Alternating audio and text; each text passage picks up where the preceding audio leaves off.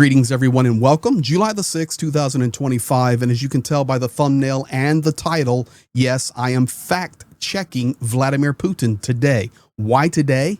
Because he made a speech at the People's Front, which is a volunteer corporate conglomeration that aids the war effort against Ukraine, kind of in a privatized manner.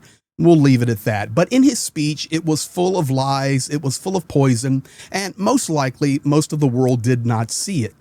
That just pushed me to start thinking about other statements as well that Vladimir Putin has made, and nobody that I know of has fact-checked Putin. So today, over the next 4, 5, 6 minutes, we're going to fact-check Vladimir Putin. And we're going to start with his statements about the United States. This coming directly from his personal reporter, Zarubin. This video a couple of months old, but just being released right now. He said Russians together are in a colossal, invisible force that is full of righteousness and unity. Putin also said that Russia and the United States have always found something that unites the two countries throughout history. Russia supplied weapons and money to the United States during its struggle for independence and supported the North during the Civil War, the president noted. Okay, here it is. And then let's fact check it. By the way, as far as the Americans are concerned, we have always had good and unique relations with the United States for a very long time. We supported their desire for independence from Great Britain, actually supplied them with weapons, provided financial assistance, and so on. Then the North was supported during the North-South Civil War. And in this sense, we found something that united us. Are you kidding me? Did you hear it? It's coming from his own words and his own voice. It is nothing but untruths, ladies and gentlemen. So fact checking. No. And I searched this on multiple research, multiple AI chats, multiple encyclopedias, you name it. No, Russia did not directly help the United States in the Civil War by sending troops or fighting on behalf of the Union or Confederacy. This is an inferred diplomatic assistance that is not genuine. No, Russia did not help the USA during the Revolutionary War against Britain, 1775, 1783. What Russia did not do, Russia did not provide troops, Russia did not provide money, Russia did not provide weapons or direct military support to the American colonies. Russia even did not recognize American independence during the war against Great Britain. All lies. Fact checked is wrong. Let's go to the next one. We do not care about Western opinions. We've heard over and over the NATO encroachment is concerning, and we see it. But listen, we don't base our decisions on what the West thinks or does. And you've heard that statement many times. I've shared it, and others have. That's the narrative. Okay, they're encroaching, they're approaching, but hey, we don't do what we do based on the West. We do what we do because we're Russia. Check this video out. So the People's Front by itself has provided hundreds of UAVs to the front line. According to our specialists, thanks to your contribution, over $2 billion worth of enemy equipment has been destroyed.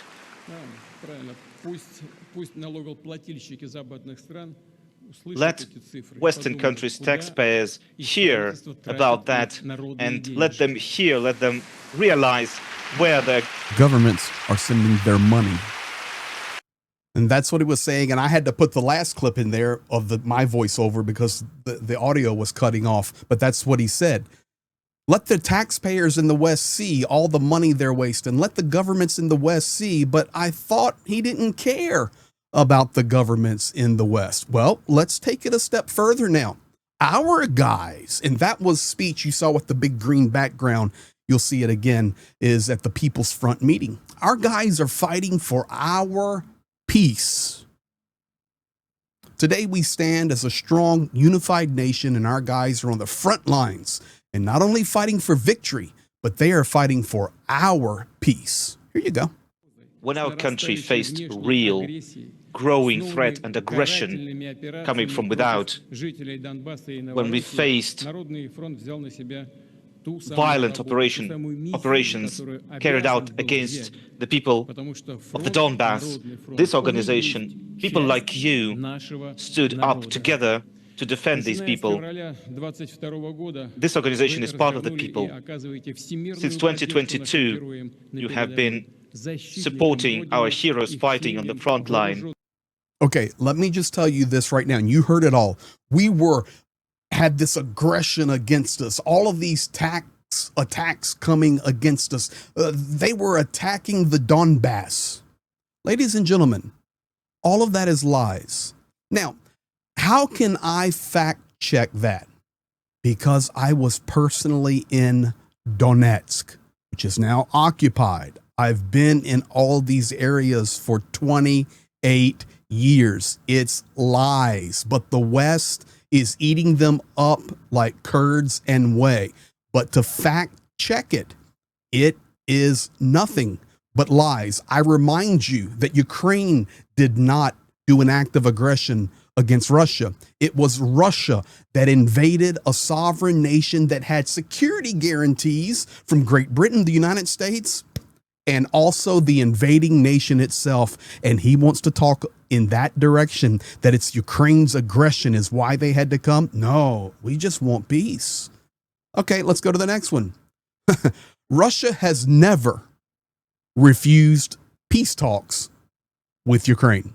Now, this goes back to the G20 meeting that he was attending via video conferencing, but I saved that video and indexed it for such a day as this. Here you go. In their speeches, they said that they were shocked by Russia's continued aggression in Ukraine. Yes, of course, military action is always a tragedy for specific people, specific families, and the country as a whole. And of course, we must think now about how to stop this tragedy.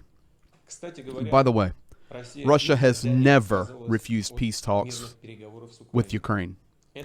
It was not Russia, but Ukraine that publicly announced that it is withdrawing from the negotiation process. And moreover, a decree of the head of state was signed, which prohibits such negotiations with Russia. We have never refused peace talks. In fact, it's Ukraine that refuses peace talks. And it's over and over and over again. I remind you that Ukraine still has an unconditional ceasefire on the table for Russia that will lead to instant talks. But no, this is what Russia spews. And on the video there, you could see Modi from India listening and listening and listening. This is what they're being fed every day. And yes, that is the G20 meeting that was timed back, but I indexed it for now. Now let's get to the last fact check. And he says, you know what? We did not start this war. Ukraine started this war. It's not us. You know, those were imaginary tanks in February of 22. Those were imaginary missiles and airplanes and troops. And you know, it's all Ukraine's fault. They started the war. I went back and pulled the original. This is just, I think this was ABC News graphic or something. Paths of invasion, Russian troops, borders under threat. This is where it initially started. But, you know, we didn't do it. We didn't start this war. And that led me to this video.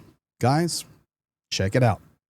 In the weeks and months leading up to Russia's February 22 invasion of Ukraine, pro-Kremlin media published thousands of articles like these, framing Ukraine as the aggressor, and the DFR lab analyzed more than 10,000 of these articles to see how they reflected Putin's talking points. When he announced the invasion, we found more than 200 examples of these narratives in a single speech. Focused on their own goals, the leading NATO countries are supporting the far-right nationalists and neo-Nazis in Ukraine. They have also openly laid claim to several other Russian regions. They are getting ready and waiting for the right moment.